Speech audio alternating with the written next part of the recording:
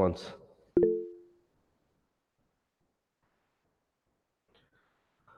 All right. So we'll again begin with the session. I think in the last lecture, what we have described is that we have described about the uh, interviewing techniques, right? How an interview can be conducted, who will conduct the interview, what are the techniques for conducting the interview. Okay. Apart from that, we have also discussed in the previous lecture about the uh, feasibility study. Okay, that how the feasibility will be, with the feasibility survey should be conducted.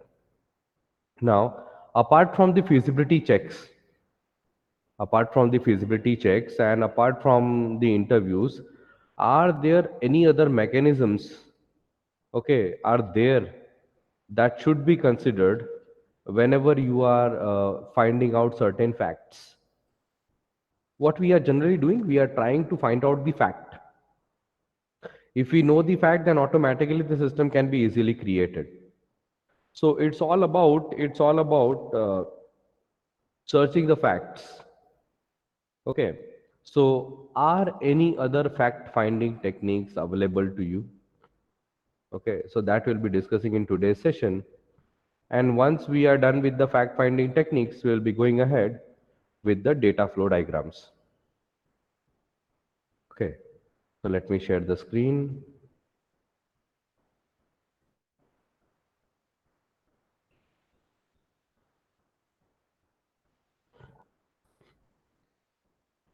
Okay. So what are the other fact finding techniques? What are the other fact finding techniques? So in other fact finding techniques, the first technique is document review. Now what do you mean by a document review? It may be possible that the software which you are going to prepare already have certain amount of documentation. Okay, so you can review that document and you can study the what you can say, uh, the other things that are required to be implemented when you are implementing the software. Okay, many a times it may happen that documentation is out of date. Okay, so you can discontinue it, but if the documentation is up to the mark, then you can use it. Okay, Vineet, can you just mute yourself? Yes. So try and understand. A document review simply means that some existing documentation is available and you are supposed to work on it to get the required facts. Second thing is observation. Okay, second thing is observation. There can be scenarios where you need to go on site and you need to observe how the people are working. Okay, now try to understand. You might be looking, or I mean, you might be watching the serial which has been started and which is trending, that is Shark Tank India. In that, a particular person prepared a sprinkler. Okay, the farmers who are there, and the farmers used to you need to spray those pesticides into their farm. Okay, they need to carry a particular bottle and so on. Now if you are trying to prepare some kind of automation for these people, you need to think about preparing, I mean, you need to go over there and you need to check how people are working. Okay, if you want to solve the traffic scenario and if you are working for the traffic police, then you need to go on that particular place and check out what problems those policemen are facing. Okay, that is important. So try and understand, many a times observation will work and many of the times observation will not work. Okay, when observation will not work, many of the times we have seen that whenever we are observing certain people how they are working, they will be like, they won't work in a way the way they are actually working. Happens, yes or no? Suppose if you are writing in the examination hall the answer sheet, and if the supervisor is constantly looking at you, you will feel little bit like, "Okay, why that supervisor is constantly looking at me, why that faculty is constantly looking at me?" So you may get distracted. The same thing may happen whenever you are working, I mean whenever you are doing the observation in the field, whenever you are trying to observe certain people, the same thing may happen. So observation should be done in a way that it should not be noticeable to the people whom you are actually observing. जिनको आप देख रहे हो उनको ऐसा नहीं लगना चाहिए कि आप उनको देख के कुछ ऑब्जर्व करने की कोशिश कर रहे हो. Else the people will get distracted and they may work in a way that that may not be the usual way in which they are working. That's observation. So one is document review. Existing document can be reviewed. Second is observation. You can observe it. Okay, now there are plenty things. ये हम आपको देखने की जरूरत नहीं है. Third is questionnaires and surveys. Okay, questionnaires and surveys. Now try to understand. We know what do you mean by a questionnaire and what do you mean by a survey. But any guesses ये questionnaires कब बनाने होते हैं? When to prepare questionnaires? Questioners कब बनाते हैं? Don't tell मी कि sir जब क्वेश्चन पूछना होता है तब क्वेश्चनर बनाते हैं. Don't tell me that particular answer. Questionnaires questionnaires बिना बना के भी we can gather the data, but when to prepare the questionnaires? When should we prepare the questionnaires? Tell me.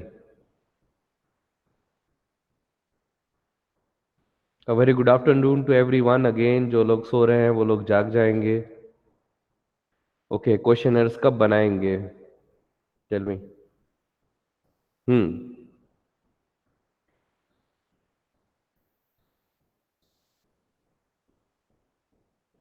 Many number of people. So Tir says that when you want to ask one particular question to many number of people, at that time we will be going ahead with the questionnaires. ठीक है. You want to outreach many number of people, at that time you can go ahead with the questionnaires. Okay, is there any other answer? Yes. Okay, then what else? If you want to do research on the answers, then okay, then I'm actually looking for some other answer. Questionnaire और कब बनाएंगे? When one person is required to be asked by many people, questionnaire. If you want to do the research on the answer, questionnaires. What else? सोचो, सोचिए बताओ. Think an answer.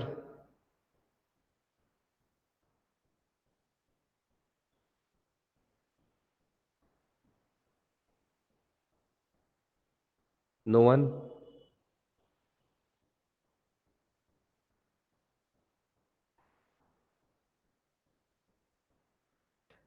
Guys, why don't you think that if the answer is fixed,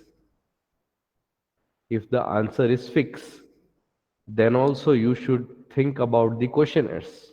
I think that is the must motive when you are having the answer in terms. I mean, you want the answer in terms of some fixed answers, common answers. Yes, Priyank says common answers. Yes, when the answers are fixed, yes, no, not given, और ये चारों में से कोई एक ही होगा या चारों में से कोई दो होगा. Okay, when I am looking for some specific answers, not other than that. Okay, मैंने आप लोगों को short note नहीं पूछा. I haven't asked the short note that you need to type. I'm asking you a fixed question and I need a fixed answer to that. Okay, so basically questionnaire saves time. Questionnaires are also known as surveys. Survey लेते हैं. Questionnaires are also known as surveys. Okay, so it saves plenty amount of time, but at the same time, questionnaire, if you are not framing the sentences in a way, in a better way, then this will be a boring job. Don't ask too many questions in the questionnaire. The moment you ask too many questions in the questionnaire, always the opposite person will be like, okay, कुछ भी randomly tick कर दो, जाने दो. Randomly tick anything and just simply go ahead. Right? Second important thing is that you should not type long questions in the questionnaires. You should not type long questions in the questionnaires. Right? The question should be short, simple, and easy to understand. Similarly, the objectives, I mean the options that are required to be selected, that should not be very long. That should be also subjected, specific, right? So question and answer surveys, they have selected some, even given some particular example. Yes, आपको exam में बताने की जरूरत नहीं है. Okay. And yes, these are some terms which are given, which you need to make it sure whenever you are selecting a particular questionnaire. Okay. So keep the questionnaires briefly and user friendly. This we have discussed. Okay. You should not be making the questionnaire too big. Okay. Then provide clear instructions. Okay, the question should be clear in short. Arrange the question in logical order, going from simpler to more complex topics. This is very important. Okay, in the beginning itself, you are asking the end user a complex question. It will be like, this is very boring. Okay, start with some small, basic questions, and then you can go ahead. So the level should be always ascending. Okay, level of difficulty should be increasing as and when we go ahead. From the beginning itself, it should be simple.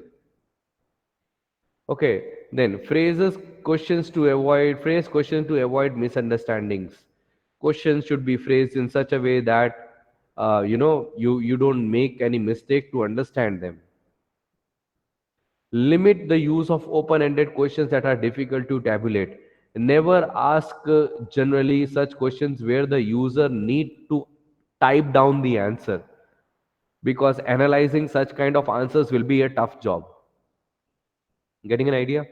Okay, so always get limited to multiple choice questions or directly check boxes. I mean, either you use radio button or you use check boxes. It's better. If you want to accept particular answer from the user that the user should be typing, then what you need to do is that you need to limit it, one or two max, not more than that. Okay, then limit the use of questions that raise concerns about job security or other negative issues. Okay, don't ask personal questions in the questionnaires. Don't ask questions related to the people. For an example, you cannot ask me, if you are asking me to fill a questionnaire, you cannot ask me personal questions, or you cannot ask me the questions related to my job.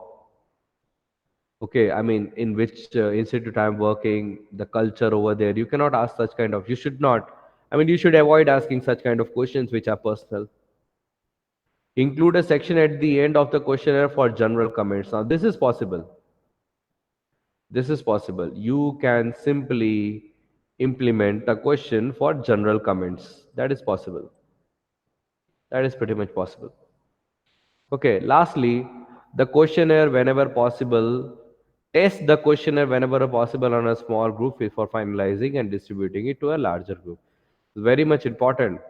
When you have given online exam, then it was our duty to set that paper online using Google Forms. Okay, and to check at least once before we forward that to you people. That was mandatory. Okay, before we forward it to you people. Then, lastly, we have sampling. This is also one of the other methods of gathering the facts. Now, sampling means sampling and the first one, okay, document review, they are almost one and the same. Document reviews focuses on previous documents, and sampling focuses on the current document. You can have current samples of data, current samples of scenarios, current samples of use case in order to check that the fact that you are trying to find out is correct or not. Is that clear? Okay. So you can take small samples of data and you can think in a terms that, okay, this might be the fact, this might be the problem. That those things are possible. Okay. So these are the other fact finding techniques, from document review to observation to questionnaires and surveys to samplings. Okay, some samplings examples are given. Okay, one more, research. Now, research is, I won't use this particular term. Research is a very huge term. You cannot simply write down, okay, you need to do research. Now, research in what terms? Research in technical terms, research in non-technical terms, research using news groups, research using questionnaires. Everywhere research is necessary. So we cannot use a term known as research. It's a generalized term. It's a very generalized term. Okay, so they've given some examples. Now, they have taken some differences between the interviews and the questionnaires. What is the core difference between the interviews and the questionnaires? Interviews are generally uh, lengthy, I would say. It takes a huge amount of time, and that time also will differ from person to person. But on the other hand, if we talk about this thing, if we talk about the questionnaires, we know what is the average speed of reading, what is the average speed of reading a particular question, how much time it would require. Minimum and maximum, at least we can limit it. We can limit the same. So those things can be implemented. I mean, those things can be differentiated. Rather than that, there is no other difference. Okay. So that was all about the topic feasibility study in general, how to conduct the interviews, and what are the other interviewing techniques. So now what we'll do is that we'll go ahead with a very important topic of modeling. Okay, data and process modeling. Data and process modeling. Okay, now try to understand. Modeling over here is means preparing diagrams of the system which we are going to develop. In UML also, what is the full form of UML? How many of you remember the full form of UML? Full form of UML? Nobody remembers? कुछ लोग अभी Google करने बैठे. Is that the case? What is the full form of UML? Yes, Rujda, you are correct. Humera, you are correct. Shubham, Mansi, Divyesh, plenty people. कुछ लोग ऊपर से copy paste तो नहीं कर रहे हैं ना. ऊपर वाले का आंसर नीचे. Unified modelling language. Unified modeling language, yes. Modeling. Okay, what we have done in UML, we have modeled the systems which we are going to prepare in terms of use case, in terms of sequence, in terms of class, in terms of object, and plenty other diagrams. So before implementing the system, we will model the system, modeling. So similarly, here also we are going to learn a different way of modeling. Try to understand, this modeling is an old-fashioned modeling. This type of modeling is an old-fashioned modeling. Generally, the industry does not use, I mean, the current trend is not using this type of modeling. Okay, so there will be a question in your brain, then why should we learn this type of modeling? It may be possible that there are old systems and that has been modeled in this particular way, this particular diagrams. Okay, so let us study how to model the data using DFDs, data flow diagrams. So try to understand the way we have prepared the use case, the way we have prepared the class diagram, object diagram, sequence diagram, activity diagram, state chart diagram. All those was modeling, preparing this. I mean, preparing the diagrams and representing what we will be building, how we will be building. Okay, how the things will work. The same thing you need to implement in terms of DFT. Okay, there were seven different types of diagrams that we have studied, seven to six different types of diagrams we have studied. But here, there is only one diagram, that is DFT. Now, the moment we start drawing the DFD, you only will feel that it is always better to go ahead with UML, because DFD is basically conceptual neutral. DFD is basically conceptual neutral. What do you mean by conceptual neutral? If we talk about DFD,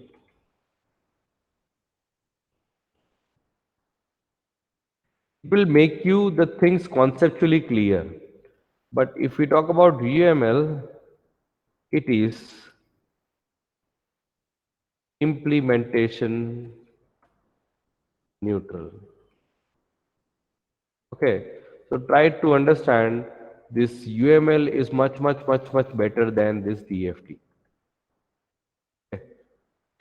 I'm sorry, a little bit bad throat.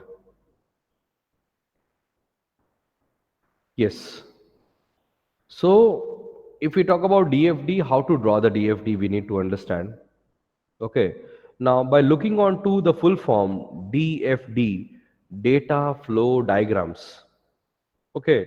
So, it is purely clearly explainable that it will show you what data flows from one end to another end. What data within the system flows from one end to another end. But the question is that which are those ends? From where it starts, how it get processes, where it stores. Things should be clear, yes or no? If we talk about a sequence diagram, it starts from an actor, it goes to boundary, it goes to boundary controller, and then it goes to again a data store. Lastly, it goes to a data store. So your data gets passed from actor to boundary, boundary to boundary controller to data store, and then it gets backs from data controller to, sorry, data store to data controller, boundary controller to boundary, and boundary to actor. So the data goes from one end to another end.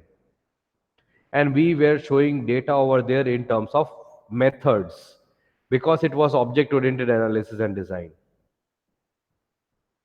Okay, so here instead of methods, we will purely write down what data goes. We are not focusing on the methods. Okay, but this data flows between which components? This data, particular data, flows between which components? That we need to understand. Okay, so try to understand data flow diagram will is a pictorial representation about how the data will be passing from one component to another component in the system. Okay, so we need to represent the whole system, the whole scenario in terms of DFDs. Complex job. Okay, but many people prefer it. I don't know why. Okay, look over here. So if we talk about a data flow diagram, it simply shows that how data moves from an information system and does not show the programming logic. This is very important. It does not show the programming logic or processing steps. In UML, we used to show different diagrams to show different processes, how it's happening. In use case, we say login, but the same login is expanded in sequence and we show how that login is happening, how that login is being done. Yes or no? Tell me. I hope all of you are there. Give me the answer in yes, type down. If you don't want to unmute your mic, then type down in the box, message box. Yes, yes, yes. So try to understand over here, we are not focusing on the processing steps.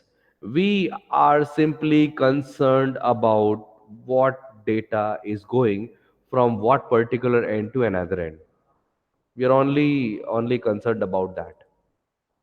Okay. So DFD provides a logical model. Try to understand a logical model which says what the system does, not how it does.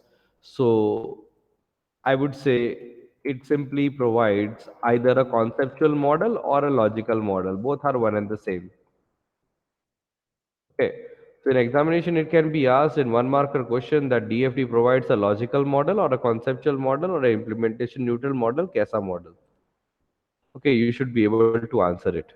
And it simply shows what it does and does not shows how it does. Okay, now there are certain DFD symbols. There are certain DFD symbols with the help of which you can draw the DFD. Now there are two categories of symbols. I mean, to draw the DFD, okay, you can use two categories of symbols.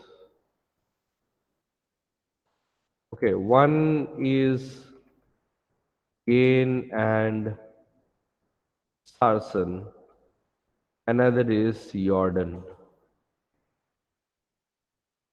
Jordan. We will follow this particular approach, Gain and Sarson. Why? I'll let you know.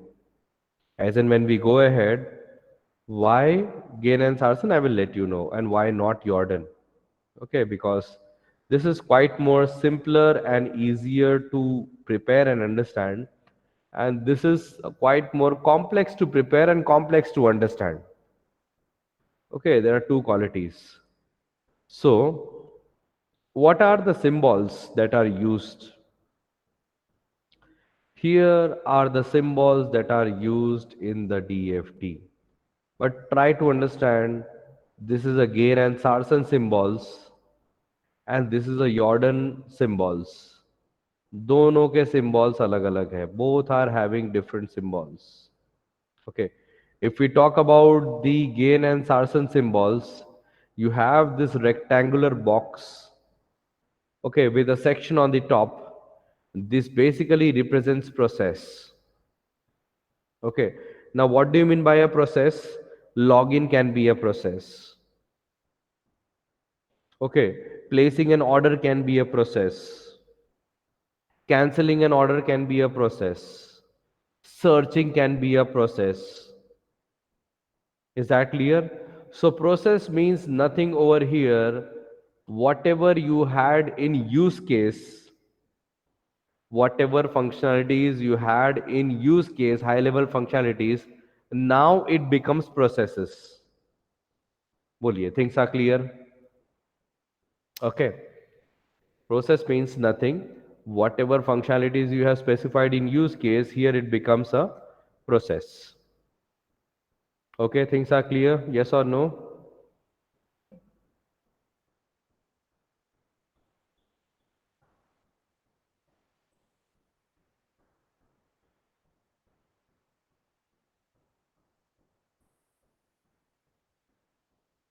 Then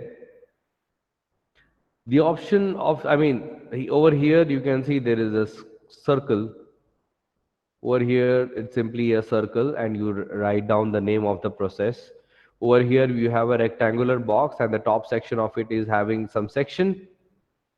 Okay. Now data flow in both these categories of diagrams are being represented by this arrow. Data flow is purely represented by the arrow. दोनों में same ही है. But data store means, can anyone tell me what is the meaning of data store? Data store का मतलब क्या है? Data store means, what is the meaning of data store?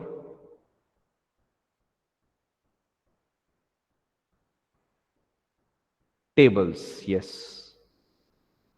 Okay, from one division somebody said tables. Okay, from here also Mansi said table or entity, yes.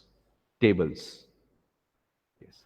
Data store purely means table. So how a table is been represented over here? See, a rectangle with one end it's blank and the name of the table. In the name of the table there should not be plural. S nahi hona chahiye. Student hi hona chahiye. Okay. But here it's a block. There is no block. It's a double line, double running line, and you written the name of the data store. Over here it's a rectangle, and again there is a closing at one end, and that's the data store. Now this is basically, I mean, in short, the table names. Lastly, you have the external entity. Entity means, any guesses? Data store का मतलब तो table है. External entity का मतलब क्या? Use case के terms में what do you mean by external entity? What do you mean by external entity in terms of use case? If we compare this particular diagram with use case, what do you mean by external entity?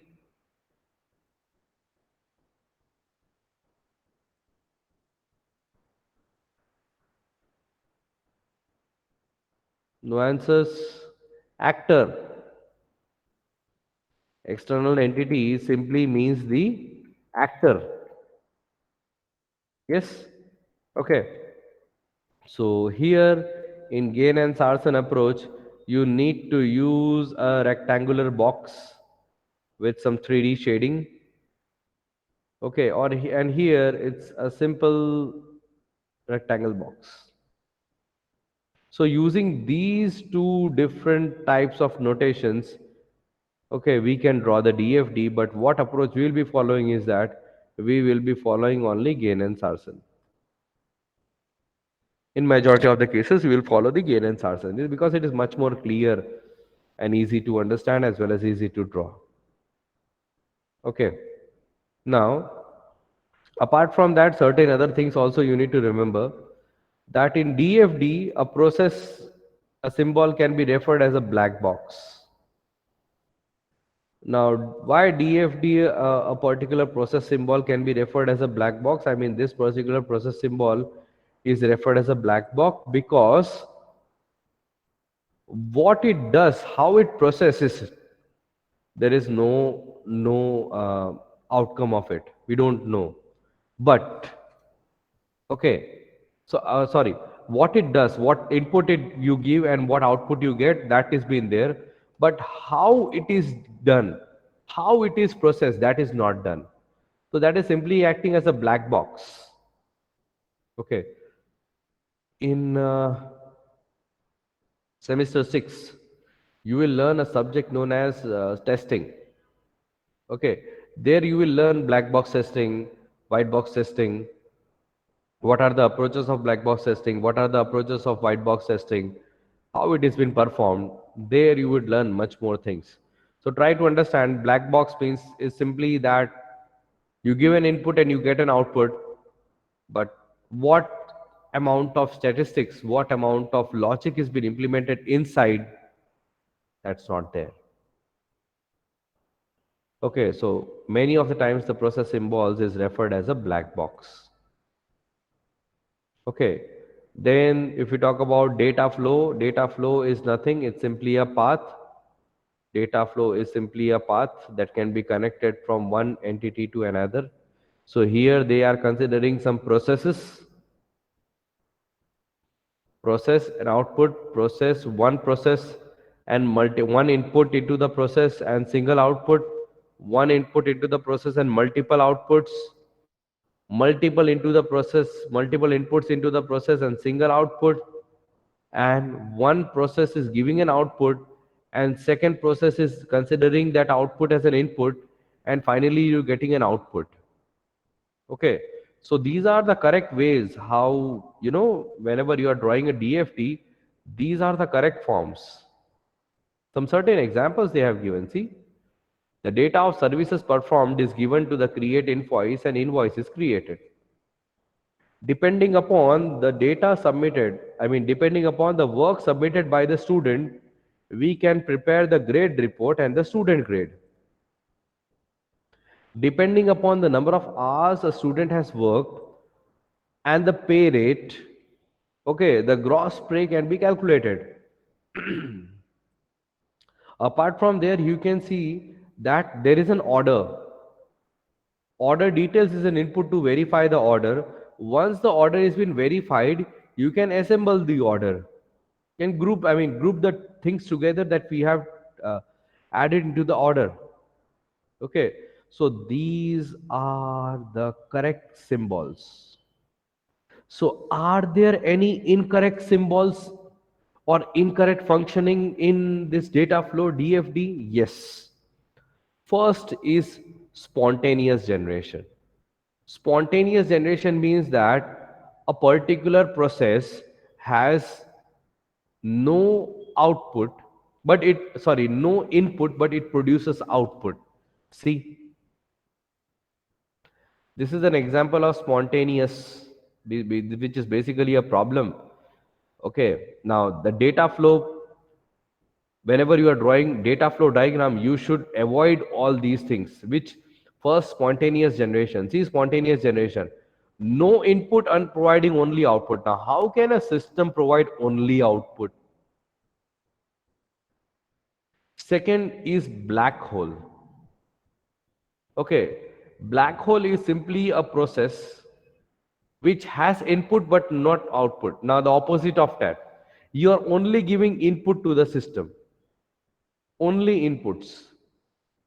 So first one was spontaneous generation. It produces only output but no input. ऐसा नहीं होना चाहिए. This should not be. This should never ever be the case.